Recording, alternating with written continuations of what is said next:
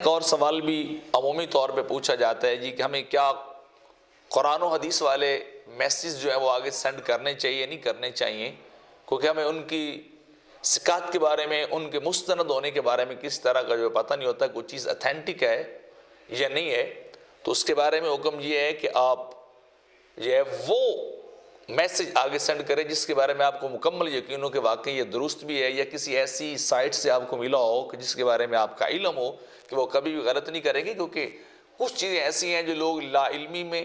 پھیلاتے رہتے ہیں، یہ چیز قرآن میں ہے، یہ چیز حدیث کے اندر ہے، حالانکہ وہ چیز قرآن و حدیث کے اندر ہوتی نہیں ہے۔ اور یا کچھ لوگ ایسے بھی ہیں جیسے یہود و نصارہ کی طرف سے کچھ چیزیں ایسی جان بوجھ کے خلط ملط کر کے سینڈ کر دی جاتی ہیں، اور جو بعد میں پتہ چلتا ہے جب کسی عالم دین سے یا کسی پڑھے لکھے آدمی سے بندہ پوچھتا ہے تو پتہ چلتا ہے کہ اس چیز کا تو دین سے تعلق ہی نہیں ہے۔ تو اگر ایسی کوئی چیز ہو جس کی اتھینٹسٹی کے بارے میں آپ کو پتہ ہو تو پھر آپ اس کو سینڈ کر سکتے ہیں، ورنہ آپ اس کو سینڈ جو ہے وہ نہیں کر سکتے، پھر آپ اس کو چھوڑ دینا چاہیے، جیسا کہ آج کل لوگ کر رہے ہیں کہ یہ خواب میں ہمیں آیا، اتنی بار پڑھ لیں، یا کسی نے بتایا کہ اس نے خواب دیکھا، یا اس نے آپ کو اللہ کے نام کا واسطہ، آپ کو فلاں واسطہ، آپ ایسے کریں گے تو آپ کی جناب اتنی مرادیں پوری ہو جائیں گی۔ یہ ساری لغو باتیں جن کا دین سے کوئی تعلق نہیں ہے۔